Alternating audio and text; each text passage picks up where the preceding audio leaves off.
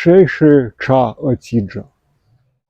大家好，我是Михайло，我是乌克兰人。最近大家应该看到了不少消息，大俄军队占领了哪个城市、哪个村子等等。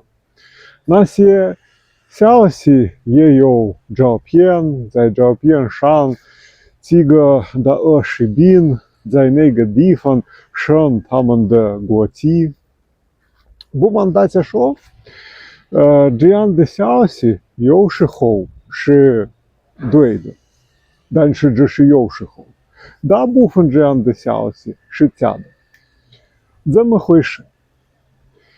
战线很长，很不稳定。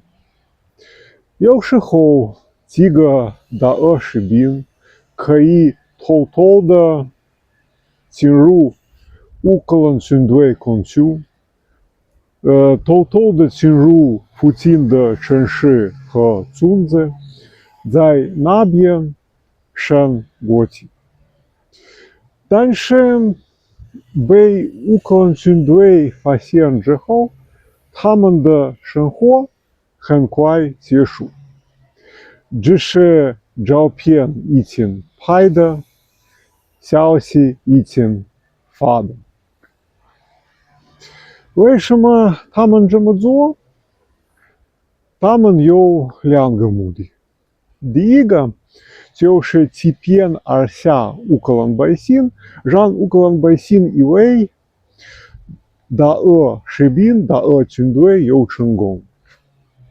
第二个目的就是欺骗自己的百姓，让他们自己的百姓以为大俄军队有成功，可以占领更多村子。